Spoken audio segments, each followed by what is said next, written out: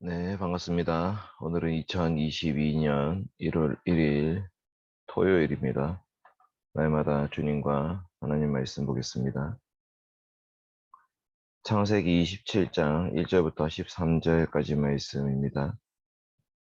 창세기 27장 1절부터 13절 말씀. 이삭이 나이가 많아 눈이 어두워 잘 보지 못하더니 맏아들 에서를 불러 이르되 내 아들아 하니 그가 이르되 내가 여기 있나이다 하니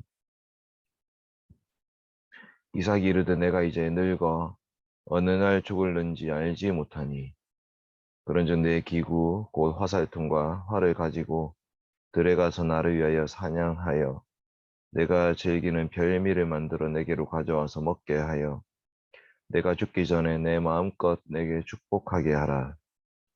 이삭이 그의 아들 에서에게 말할 때에 리브가가 들었더니 에서가 사냥하여 오려고 들로 나가매 리브가가 그의 아들 야곱에게 말하여 이르되 내 아버지가 내 형 에사에게 말씀하시는 것을 내가 들으니 이르시기를 나를 위하여 사냥하여 가져다가 별미를 만들어 내가 먹게 하여 죽기 전에 여호와 앞에서 내게 축복하게 하라 하셨으니 그런즉 내 아들아 내 말을 따라 내가 네게 명하는 대로 염소 떼에 가서 거기서 좋은 염소 새끼 2마리를 내게로 가져오면 내가 그것으로 내 아버지를 위하여 그가 즐기시는 별미를 만들리니 내가 그것을 내 아버지께 가져다 드려서 그가 죽기 전에 내게 축복하기 위하여 잡수시게 하라.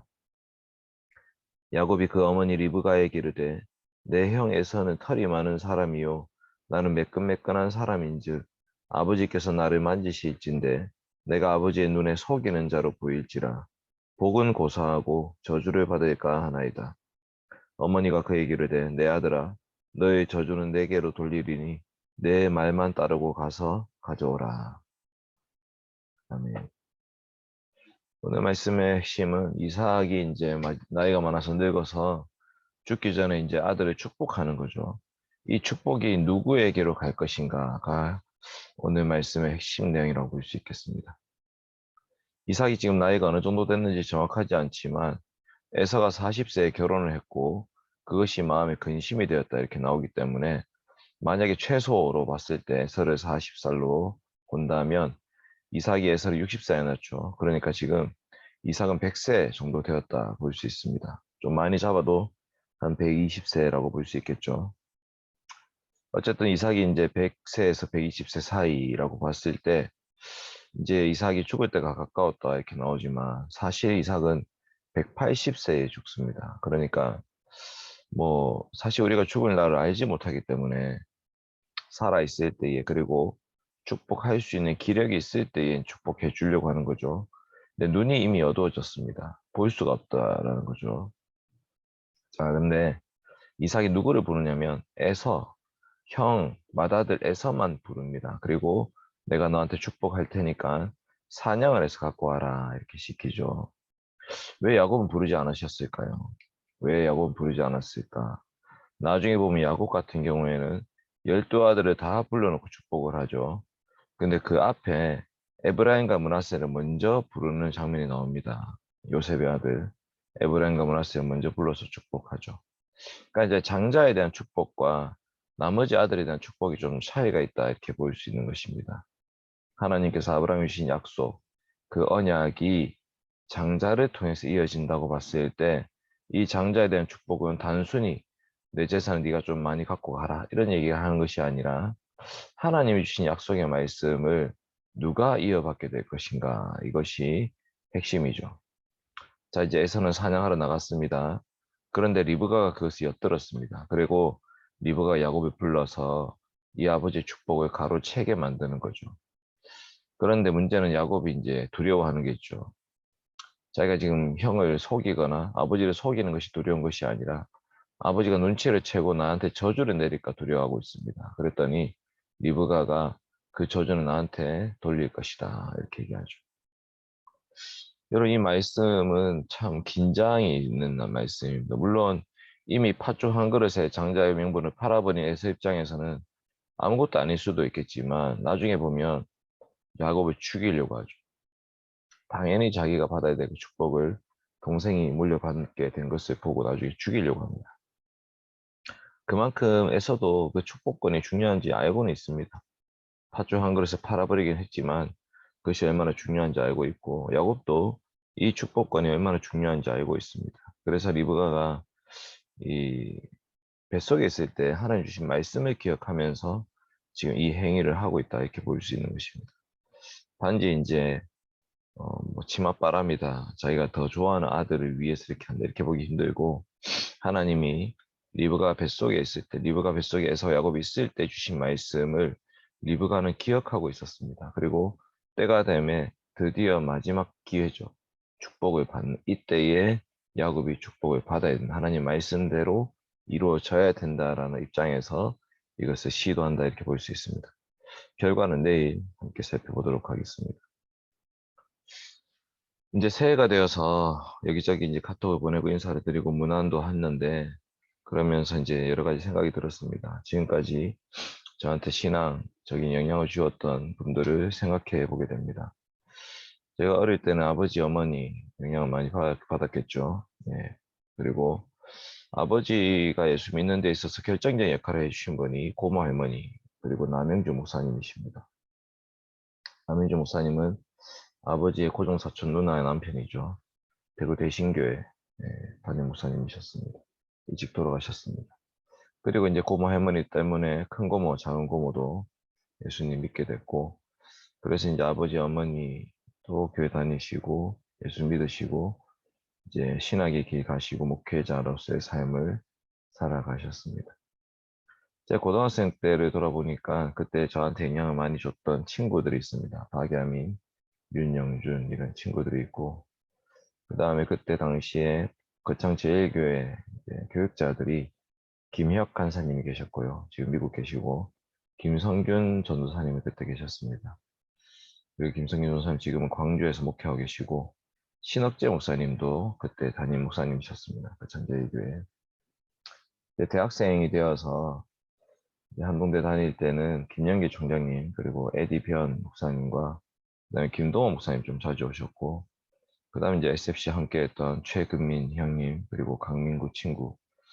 민구는 지금 천국에 있는데, 이런 영향을 좀 많이 받게 되었던 것 같습니다. 그리고 군대 갔다 와서 SFC를 이제 하면서 고태영 간사님 영향 많이 받았죠. 그리고 강현보 목사님 영향 받고, 허 간사님 통해서 강현보 목사님 알게 됐고, 강 목사님 스승이신 이광호 목사님도 허 간사님 스승이도 아시죠. 네, 이광호 목사님 알게 되었고, 이광호 목사님 책도 좀 읽으면서 영향을 받았습니다.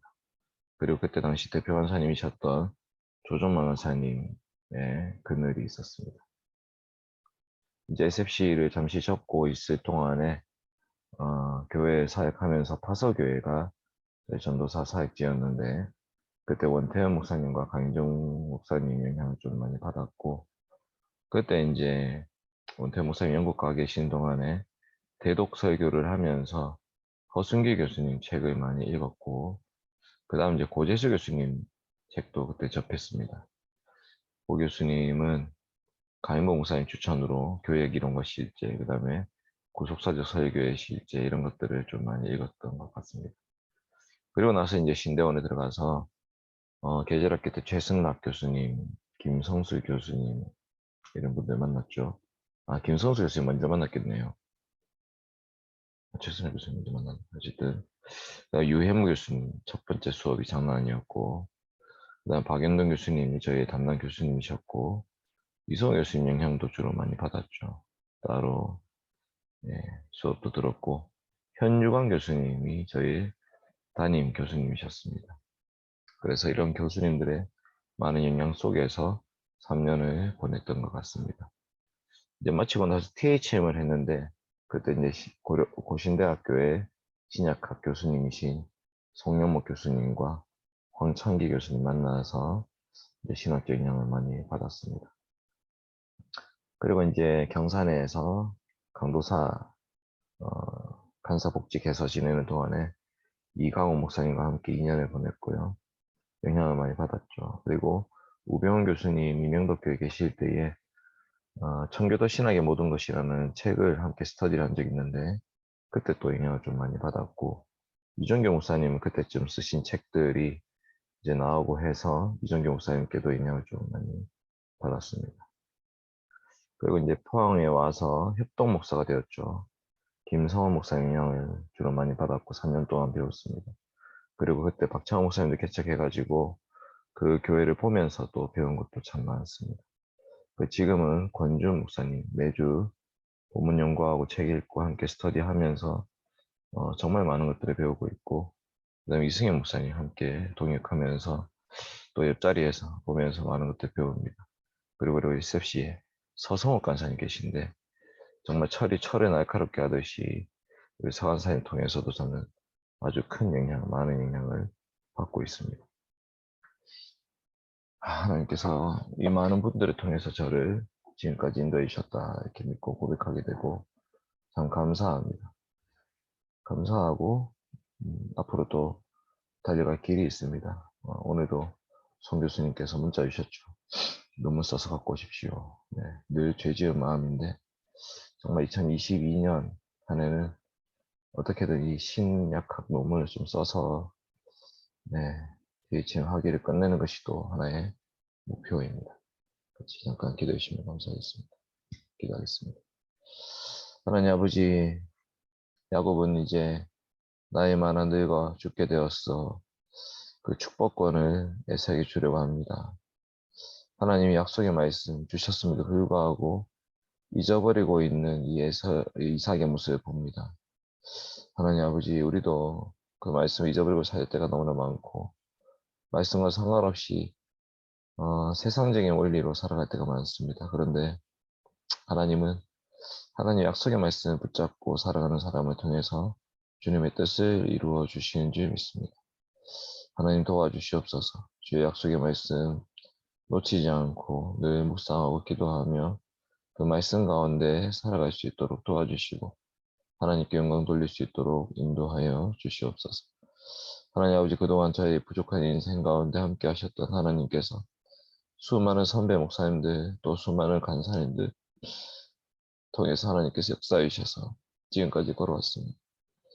하나님, 지금 말씀을 보고 연구하고 그 말씀을 가르치고 그 말씀 사역을 하는 데 있어서 하나님, 많은 분들이 큰 도움을 주셨고 저를 인도해 주셨습니다. 참으로 감사합니다. 하나님 아버지, 앞으로 이 신앙의 길을 걸어갈 때에 하나님께 영광 돌리게 하시고 하나님 기뻐하시는 말씀의 사역자의 길 걸어가게 하여 주시옵소서. 제 제놈은 무엇을 어떻게 써야 될지 전혀 알지 못하는 중에 있습니다. 히브리서의 멜기세덱으로 쓰려고 했는데 무엇을 어떻게 써야 될지를 모르겠습니다. 부족한 종에게 지혜를 주시고 말씀을 가르쳐 주셔서 깨닫게 하시고 알게 하시고 믿게 하시고 고백하게 하시고 또 살아나게 하시고 하나님 참으로 주님만 영광 돌리는, 주님께만 영광 돌리는 그 결혼이 되게 하여 주시옵소서. 감사드리며 예수님 이름으로 기도드립니다. 아멘. 이상으로 2022년 1월 1일 새해 첫날 토요일 날마다 주님과 말씀 마치겠습니다.